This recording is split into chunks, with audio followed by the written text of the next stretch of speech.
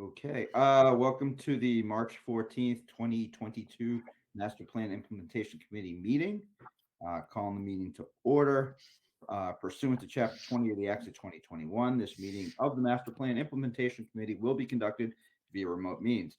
Specific information and the general guidelines for remote participation by members of the public and or parties with a right and or requirement to attend this meeting can be found on the town's website at www.northandoverma.gov. For this meeting, members of the public who wish to watch the meeting may do so on their televisions by tuning to Comcast Channel 8 or Verizon Channel 26 or online at www.northandovercam.org. No in-person attendance or of members or of the public will be permitted, but every effort will be made to ensure that the public can adequately access the proceedings in real time via technological means. In the event that we are unable to do so, despite best efforts, we will post on the Town of North Andover website an audio or video recording, transcript, or other comprehensive record of proceedings as soon as possible after the meeting. If the public would like to participate in public meetings, please email your question or comment prior to or during the meeting to jstrauss@northandoverma.gov. The question comment will be read during the proceedings and responded to accordingly. Okay. Let me just change my thing here. Can we get someone to do minutes? Yes, I was going to ask that. Sorry, I just want to make sure I see everybody in the same picture here. Anybody volunteer? Any volunteers?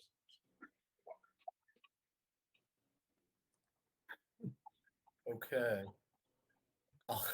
I'll do it this time. I'll step up. Okay. Thank you, Andrew. All right. Quick attendance. I know Meredith is not going to be able to make it tonight. So, Andrew, do we have a quorum? You do. Yep. So why don't I do this just to make it easy? I'll call out people's names for roll call. Okay. Okay. So John Strauss. Here. George Kaler. Here. James Dowd. Here. Stan Limpert.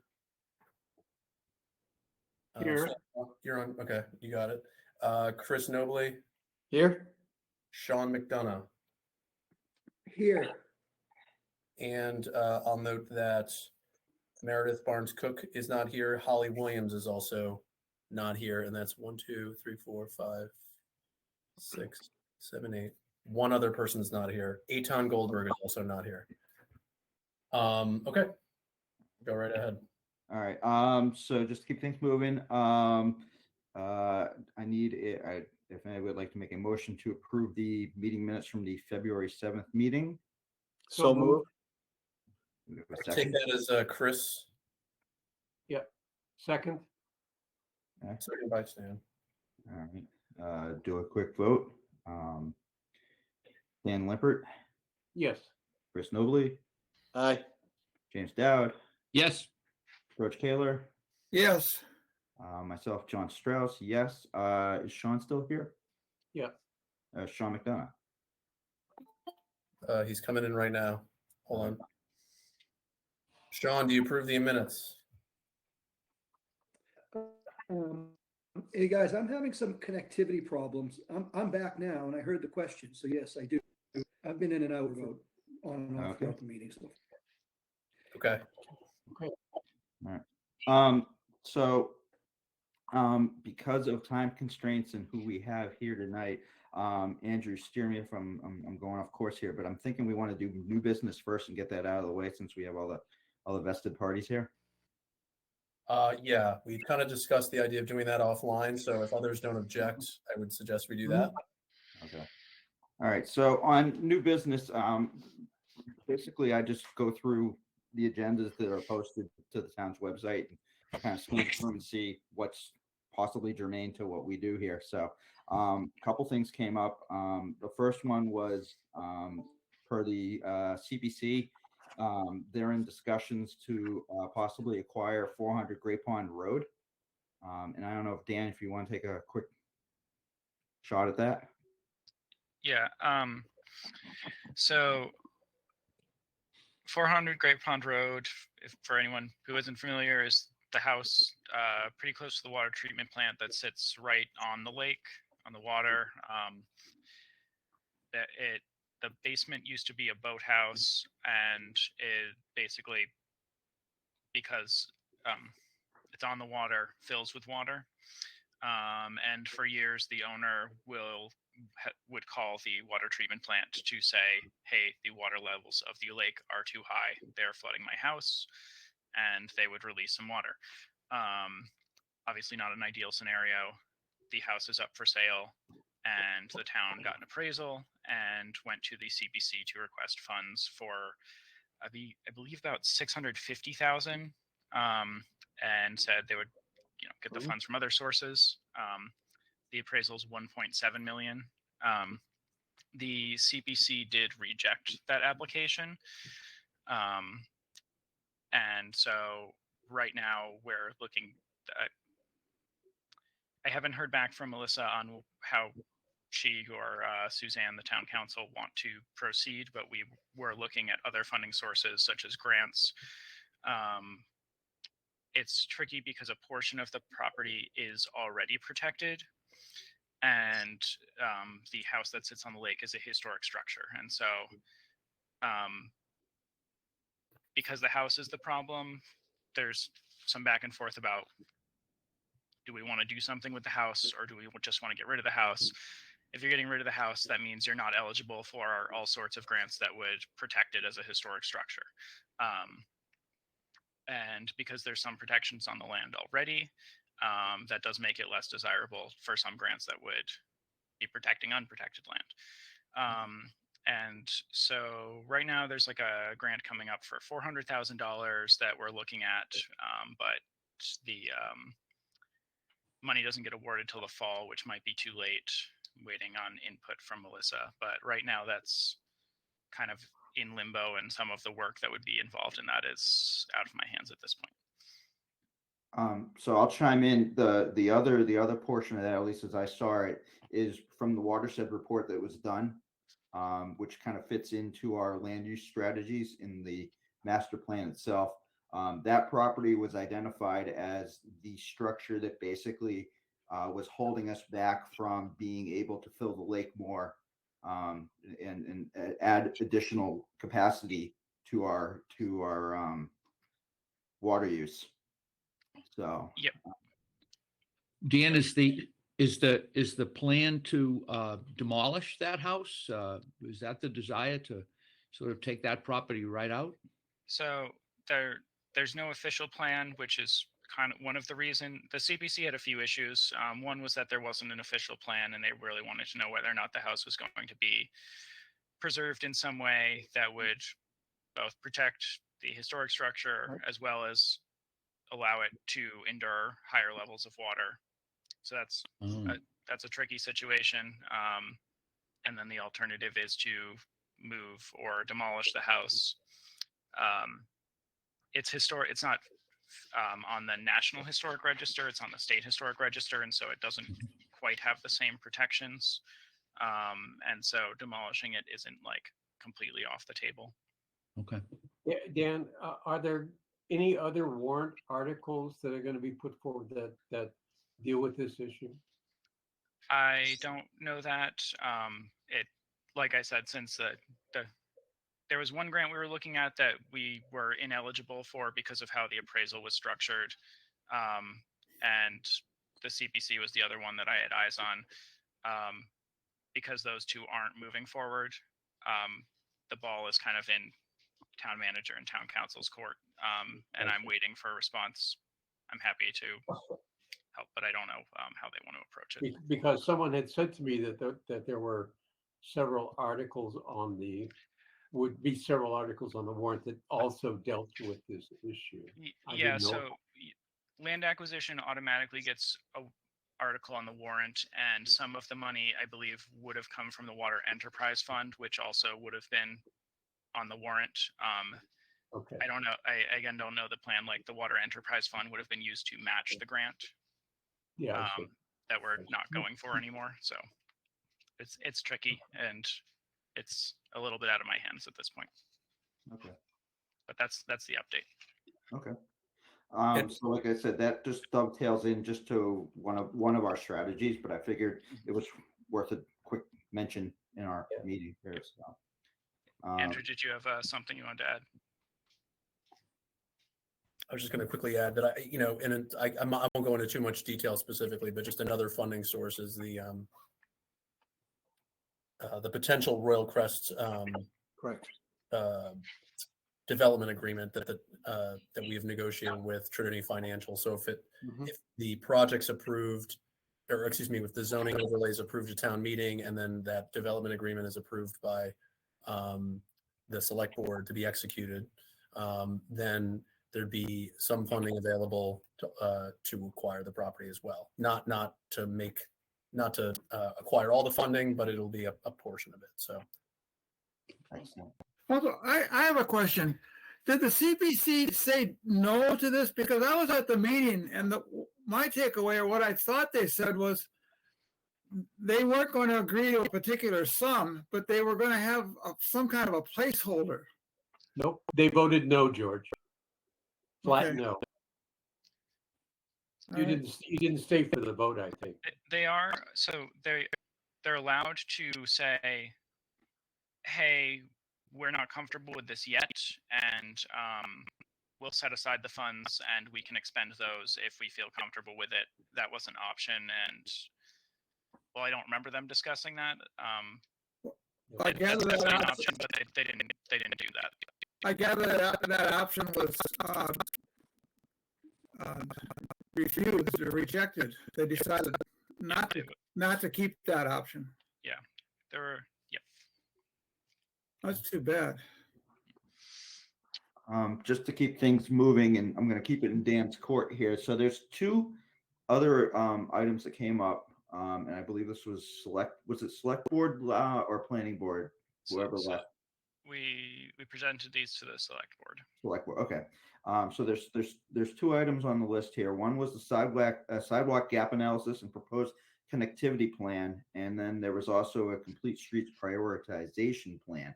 They kind of, well, you can make a case they dovetail together, but I'm gonna I'll throw it back to Dan just to give us an update, because there's a potential here amongst our group to decide if we want to apply our framework to one or both of these.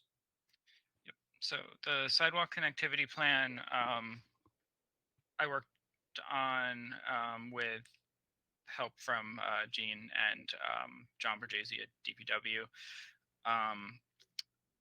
Essentially, we used data that planning agency in the state put together, and it said basically they put together an algorithm that gives every road in the state a score depending on how useful they believe the road would be for connecting people to schools, transportation, shops, and parks. So we looked at where there were sidewalks already in town, eliminated those options, looked at where there weren't sidewalks, and used both the scoring system and as well as our knowledge to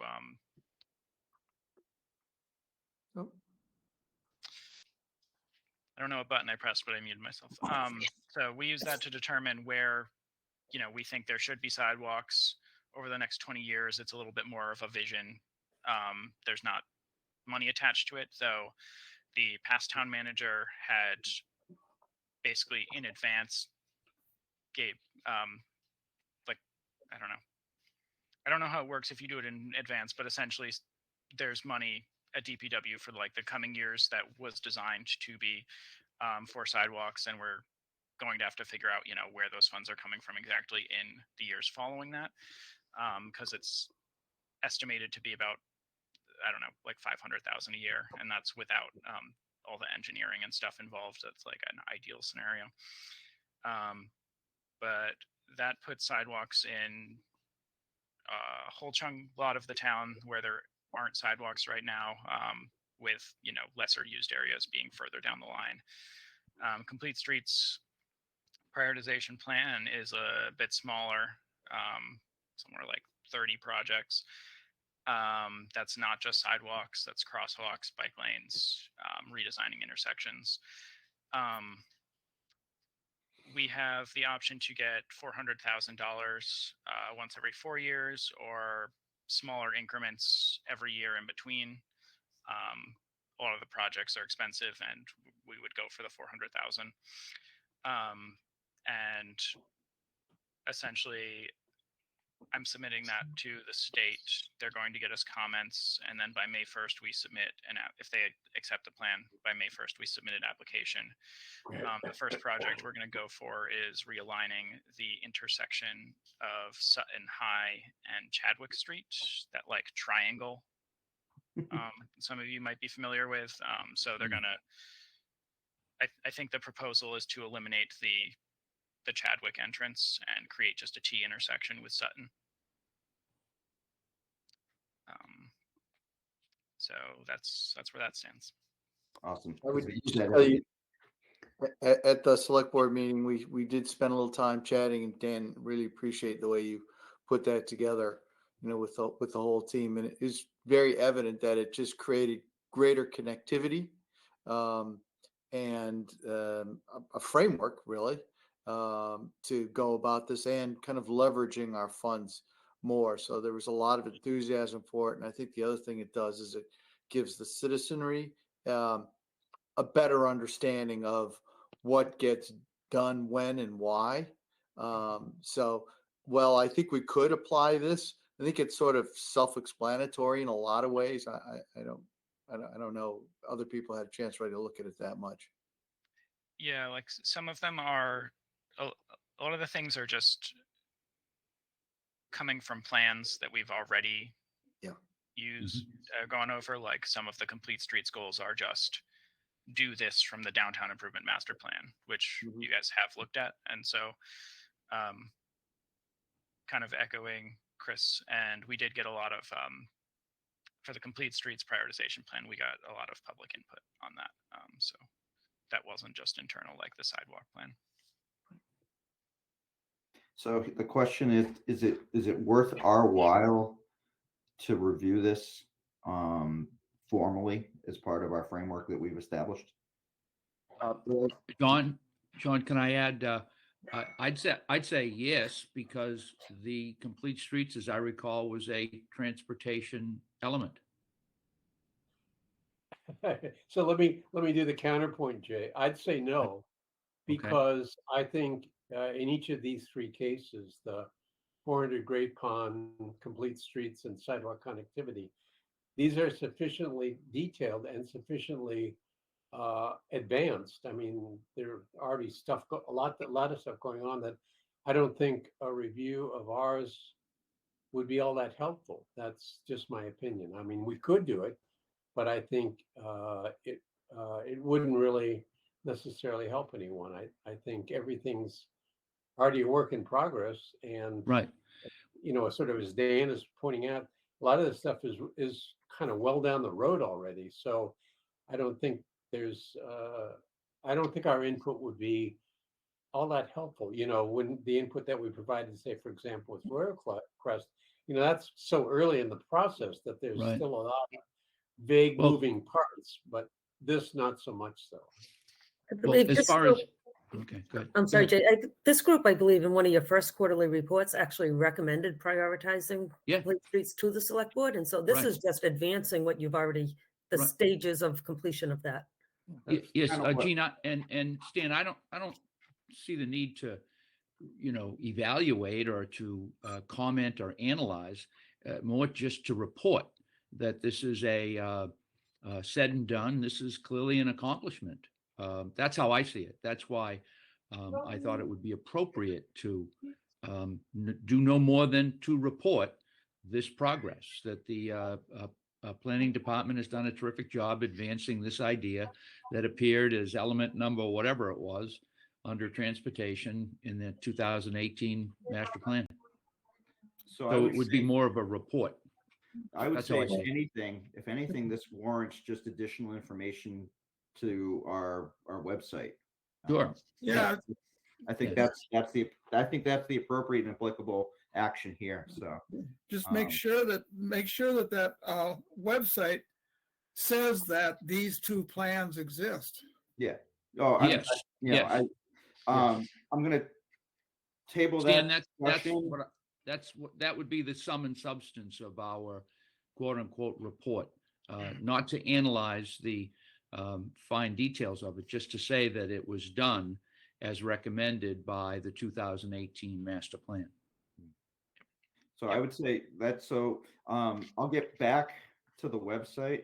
I just want to, while we have Gene still here before they have to leave for the next meeting, the next item on the new business agenda was to bring up the zoning bylaw amendment articles that are being shown at town meeting.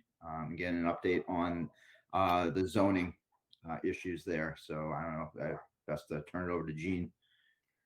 Sure. So the planning board has agreed to initiate 3 warrant articles associated with zoning amendments, 2 of which are kind of laying out the mixed use overlay district for the proposed redevelopment of Royal Crest Estates. So that is one bylaw amendment with an associated zoning map amendment that lays out the overlay district being the 2 parcels of land which Royal Crest Estates exist on today, 1 and 28 Royal Crest Drive. The third article that they've initiated is an occlusionary housing bylaw. This bylaw lays out future development that would be subject to providing affordable housing. And the measure there is a proposed development of 8 or more units would require 15% of those units to be affordable to 80% of the annual AMI. Again, they've initiated them, they've submitted them for inclusion in the warrant. I believe the select board tonight is going to accept articles that have been submitted and refer those back to the planning board. We are in the middle of public hearing process for those 3 articles. There have been 2. There's an additional one been added to the calendar tonight. And tomorrow night is technically the 4th public hearing for the zoning amendment articles. And at that meeting, it's anticipated that the planning board would make recommendations. That's how the calendar lays out. I can't be 100% certain that they will on each of those articles, but like I said, the calendar that we've generated in order to get recommendations presented in time for inclusion in the print of the warrant tomorrow night would be that date. And it's just a recommendation to town meeting. It is not by any means an approval. As everybody here knows, and I trust everybody knows, that town meeting is actually the legislative body that would have to approve the amendments to the zoning bylaws. Gene, is it correct to say that this is basically the vote where this decides where you say you guys have the favorable action? Yeah, so the planning board itself will make a recommendation to town meeting, favorable, unfavorable. It could be to be made at town meeting. In addition to the planning board, the select board will subsequently also make a recommendation to town meeting on these articles. Okay, so again, I don't think it's something that this body needs to weigh the rubric against, but pending the outcome of both of these meetings between select board, planning board, and then potentially down the line at town meeting, then we could, I guess we could provide an update on the website in the interim, and then pending whatever happens at town meeting, if anything happens at town meeting, then we update it further. But if unless anybody says otherwise. Makes sense. Makes sense. And then the other thing, and was the inclusionary zoning article. Has that been? Yep. So I just provided that update. So I'm sorry. That's okay. It's also been initiated and submitted for inclusion. Okay. All right. So we're good. All right. Okay. So things are moving. So John, you want to include both of those as reports on the website?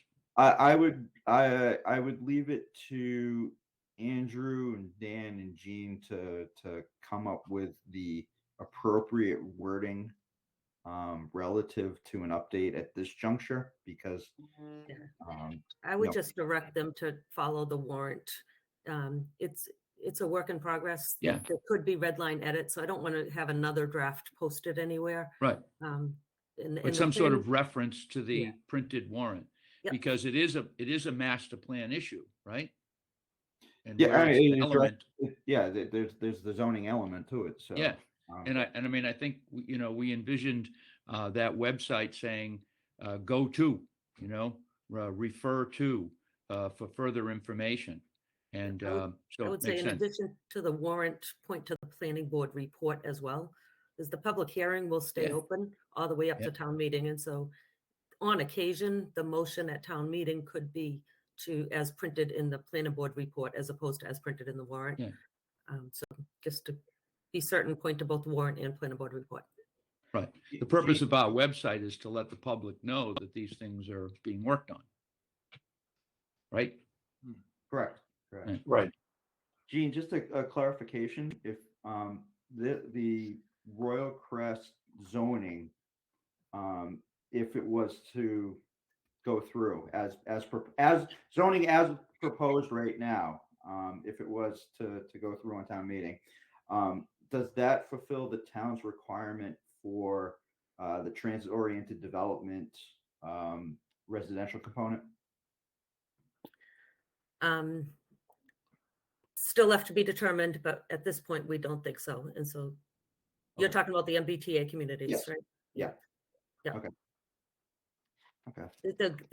They're still taking public comment on that. And so we anticipate there will be probably revisions to at least the guidance they've put out. And we're waiting to hear on that. Okay. Again, I'm just trying to tie it back to stuff that's in the master plan and everything ties in. So, all right. So that kind of handles the new business that I had. I don't know if anybody else had anything else that they wanted to offer. The other thing is, and before I forget, Andrew, did you get any public comments?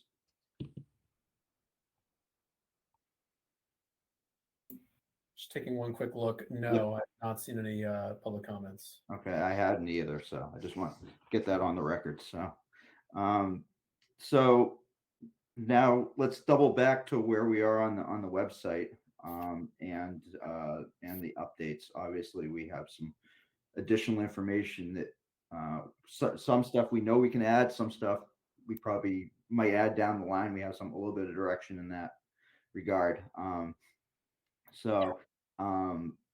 I don't know what I haven't been able to track, but I didn't know if you guys have, you meaning Andrew, Dan, if additional information's been added to the website since our last meeting. Dan, I don't know if you can speak to that. I haven't updated much, to be honest with you. Yeah, I did a little bit after our last meeting, but I haven't done much. Right before our last meeting, I did add like a substantial amount. So I don't know if anyone actually got to review that before the meeting, but I haven't. It hasn't changed much since the last meeting, though. We are nearing having everything up there. Okay. So here, I guess the question is when do we want to kind of do the whole official go live? You know, we kind of have like a soft launch right now, but when do we want to do an actual go live and promote it? Well, let me just say this: we have really a soft launch, I would say. I mean, it's not on the web, it's not on the town's website. So, I mean, granted, the public might have viewed it because they can click on it from our agendas that we've been posting, but it's not on the town's website. So my suggestion, I mean, I think one of the issues that I heard was, I don't want to call it a point of contention, but just an issue that was being hotly debated, I guess, is, the issue of the way the narratives were presented. Some people wanted more detail, a little more, creating a little more of a thematic description, perhaps. But as you guys know, the information that's currently on there in terms of narratives for each of the strategies is just literally a portion of the narrative that's in the master plan document itself.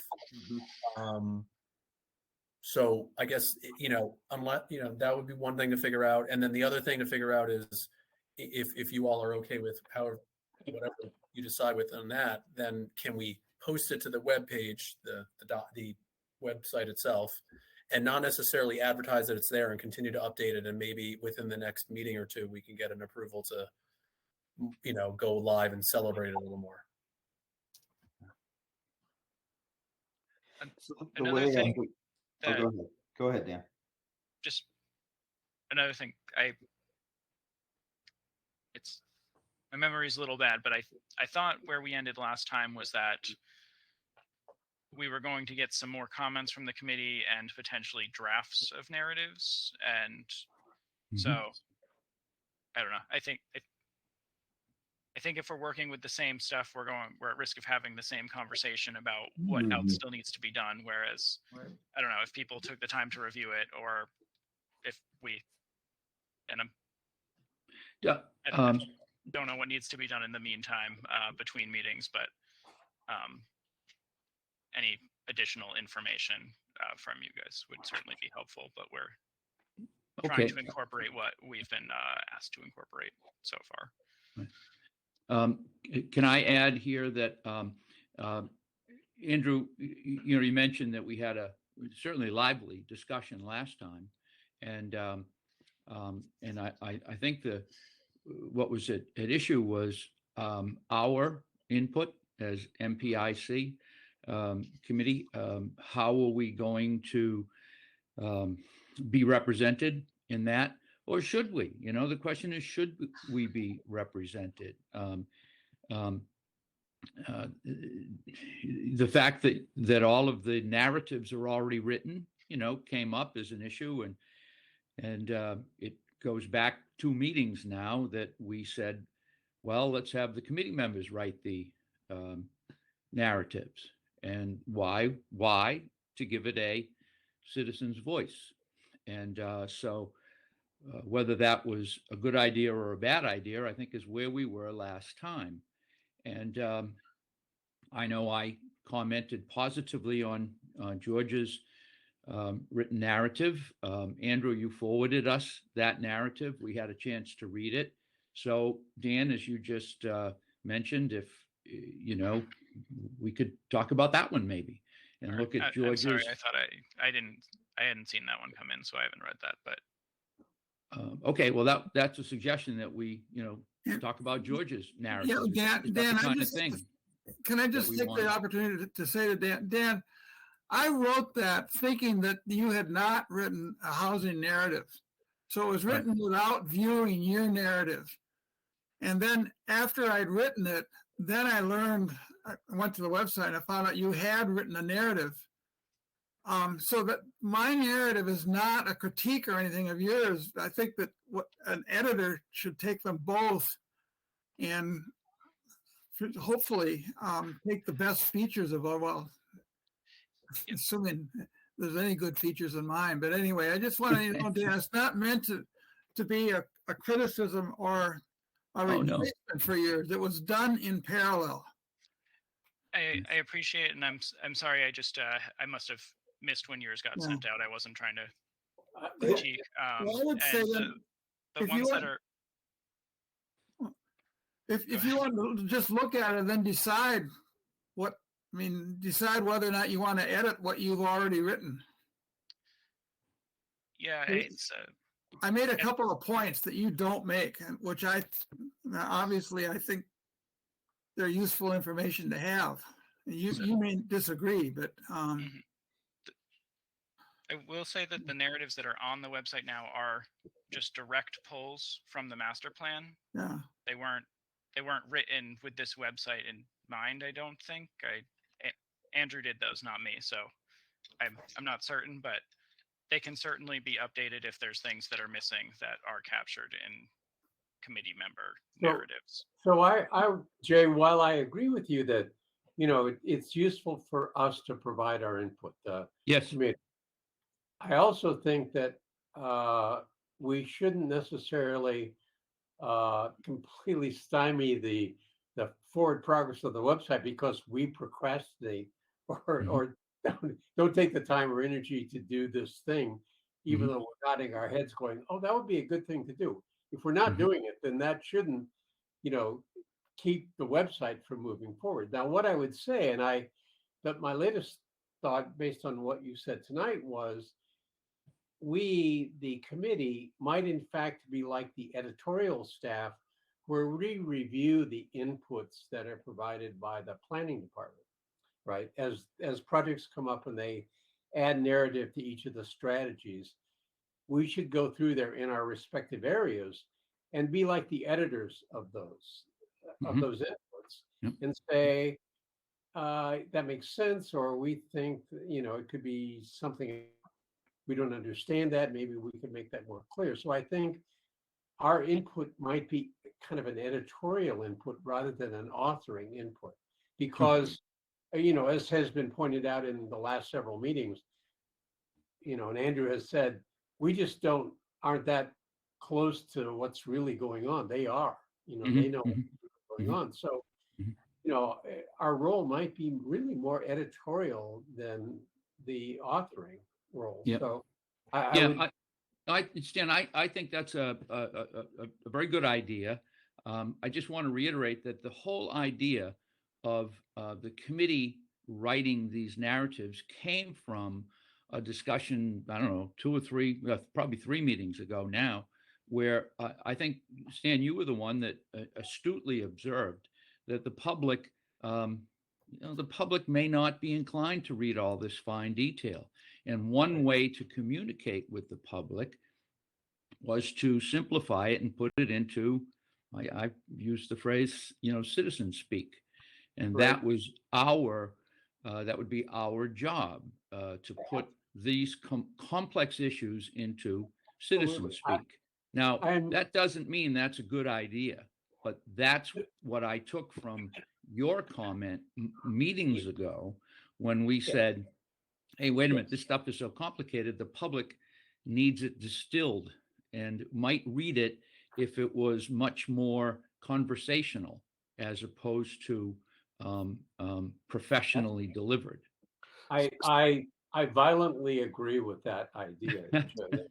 No question in my mind that that's a good thing to do. However, having said that, I have successfully procrastinated on addressing narrative for two areas. So, all I'm saying is, while I still think that ought to be done, and I still have it on my to-do list to do something with those 2 areas, I don't think we should hold up this whole website thing, because we're procrastinating to make that happen, even though we agree it's a great idea. So I'm just saying, I think there might be some middle ground about being able to move the website forward while at the same time we're continuing to pursue as you so elegantly put it, the citizen voice. Let me make 2 really quick points. One, I tend to take Stan's approach on this in terms of, his description of saying that the committee can act as like an editorial board over the content that gets put in there. I totally appreciate that. And in fact, I want you guys to do that. I want you guys to see what we're doing, the information we're inputting, and give it your imprimatur, look it over, make sure that, the information we're putting out there does reflect that we're making progress on the master plan and how it's being done. But the second thing is too, that, taking the information and not necessarily having it be to Jay's point in your voice in total isn't necessarily a bad thing insofar as like, that's how the master plan is written. The master plan was written by a bunch of consultants, right, who did a lot of community engagement and a lot of work, but they didn't ultimately hand it over to the citizens of North Andover to say, okay, you guys write this out the way you want it to be written. I mean, I think there probably was a point in time where a draft was passed back and maybe some people got to look at some initial information and make comments, but ultimately it was woven back by the consultants. And the last thing I'll say is, this website is not written in stone. We could put something out tomorrow, the next week, and then if you guys don't like it, we can revise it. This thing can be wholesale changed on a dime. Like, I'm not married to anything, and I nor would I necessarily expect it to stay the same over a certain period of time. So part of it is just getting it up and out there and getting, progress moving forward on having it published. Yeah. Andrew, you bring up, I think, really the thing here is, why is this valuable? Why is this important? And when is it important? It's going to be particularly important in less than 75 days, right? I mean, when this has the most impact to folks is going into town meeting. And I think it behooves us, just quite simply, to get it out there, because this is when people are going to be driven to it.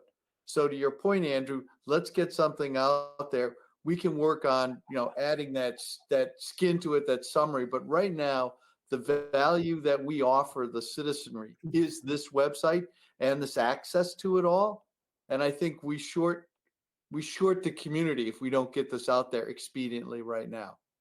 And one thing I'll just quickly add, I know I already said a lot. Let me just say one more thing, is that I think people I know this is the Master Plan Implementation Committee webpage, Right. but let's not overstate that its usefulness as a master plan progress tracker. It is also just a general town information project tracker, in the sense that there's so many people out there, and you guys know it better than I, on Facebook and sitting around coffee tables where they're like, what the heck is the town doing with XYZ? Why is that not moving forward? And this is a warehouse, this is a clearinghouse of information where someone could easily say, well, let me tell you, as far as economic development goes, here's what's going on, and there's links, and it's not all just conjecture. There's links to back up what's going on. Yeah. And certainly more can be added to it as time goes on, so people have a source of information.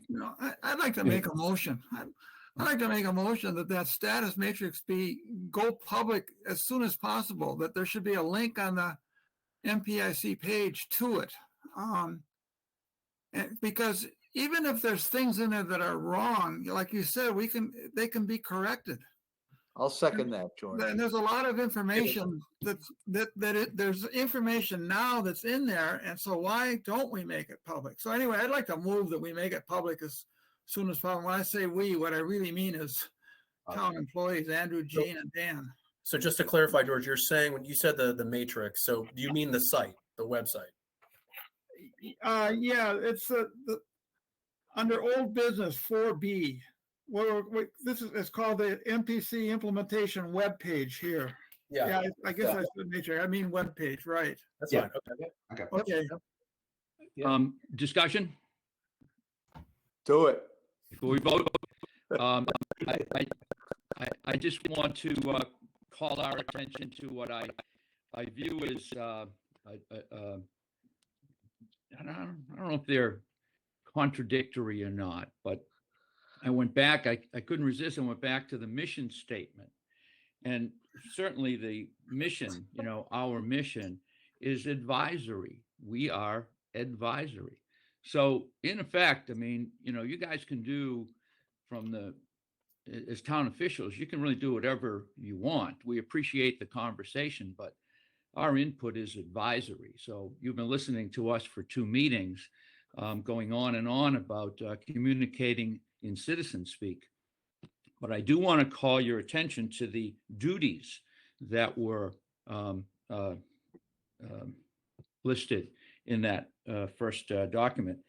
And it does say that we work collaboratively with the staff, which we do.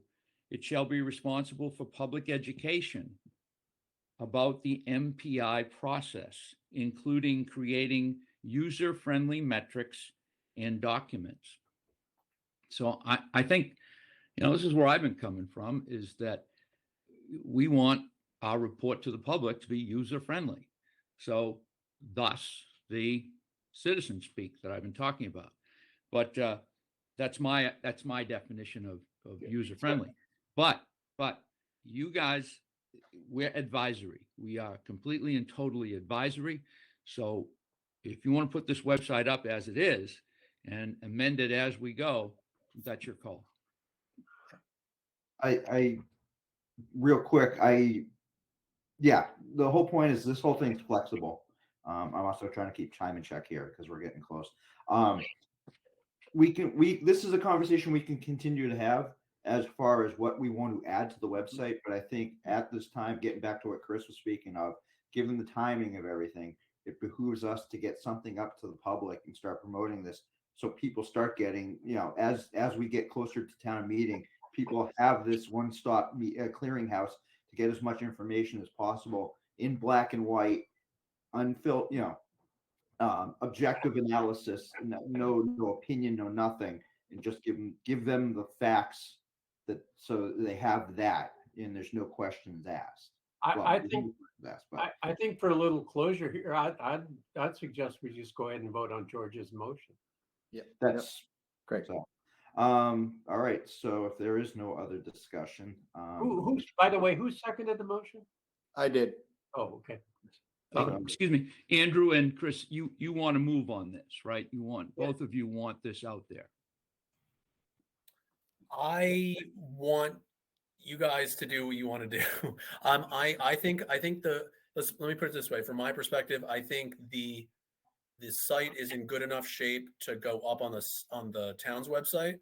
I'd like to give it another week or two before we push out like a Facebook message, like, hey, Yep. take a look at the new site. But I think it's ready to like be published. And I just think it needs a little more polishing, which we'll make sure gets done. And we'll obviously have a standing agenda item to review updates to the site on the agenda going forward, so that you guys know what's going on. And if to the extent that you guys are on the site and you see things that need to change, you can just bring it up as a point of order. Like, hey, I noticed this on the site. Can we talk about the language that was used, or can we change this to that? You know, we can always have those conversations. Good. all right. So the motion's made to publish the website. I guess we'll go around real quick. Stan Limpert, Yes. Chris Nobley, Yes. James Dowd, Yes, George Kaler, Yes, yes. Sean McDonough. You there, Struggling. Sean? Can hear you. Yep. No. Oh, that's fine. Yes. Sean has signaled the affirmative for the record, and myself, John Strauss, is a yes. So we're good to go live. We'll go from there. So and again, it's a working document. We can edit and change. So all right. Let's settle on a date for our next meeting, since we have everybody, or as many people here as we're going to have. With the calendar, let's take a look at the calendar here. We're looking April. So a month out would put us, what, the 11th? Yep. If that works for people. Yep. Okay. Just pointing it out. I know it's been working out, but I feel obliged to always point it out that we've got a select board meeting that night, and that's fine. The other thing is, do you guys want to continue to meet in this format, or is there a desire to meet in person? So that was going to be a question I had. At this juncture, given how many people we have, I have a comfort level in meeting in person. I don't know what everybody else is thinking of. yeah, definitely. Yeah, I'd like to meet in person for once, right? That would be good. Yeah. Okay. So, I got to jump, up guys. I got to jump. So All right, Okay. super. Thank you. Thanks, good Chris. meeting. If we were going to do that, then it might be good to not have it on the night that the select board has their meeting, if we're going to meet in person. Just saying. Well, you're not wrong in the sense that if all nine of us, if the full 9-person committee showed up, and then you added, like, say me and Gene were there, for instance, Yeah. that's 11 people in a room. That second floor conference room is kind of tight for that. Yeah. So yeah, I would suggest looking at another night if you wanted to meet in person. The other thing we can do, which Brian mentioned before I got on, was we can avoid the whole rigmarole with NACAM. I can sit at town hall with the computer, and we can just do this. I can be in the conference room myself, and any member of the public can be invited to sit and view the call with me if they want. And that technically applies as a public meeting. I'm amenable to anything that works for everybody else. So The other problem is that the 18th is Easter yeah. Monday, is the observed Easter. So that's out. And then you're looking at the 25th. I think I had something. Check here. So I'd say either do 25th's okay.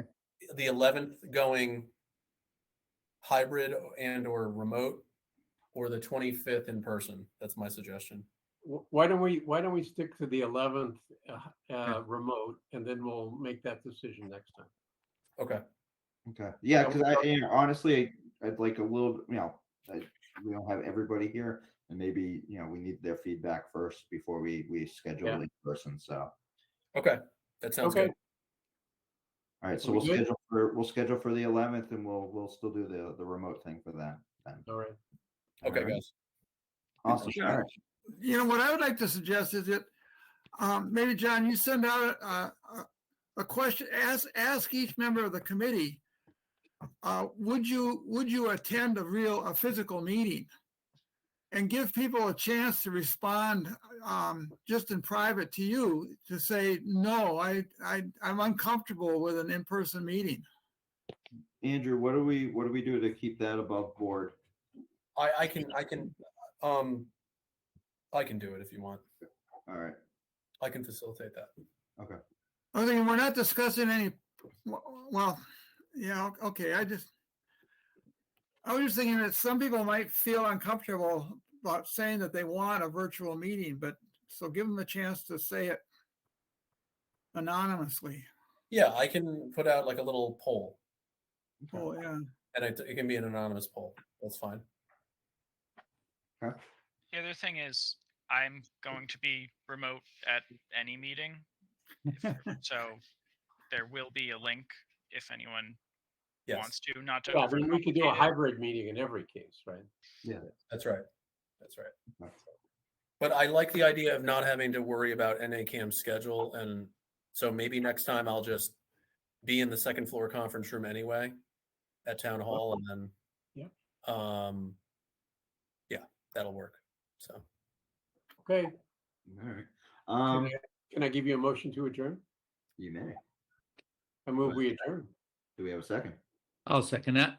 All right. So, real quick, Stan Limpert, Yes. Jay Dowd, Yes. George Kaler, Yes. John McDonough. Yeah, he says yes. Yeah. That is an affirmative, voted for Swan, and myself, John Sprout. That's a yes. Sorry for the dog. So That's okay. All right. well said. The Thanks for 11th that. then.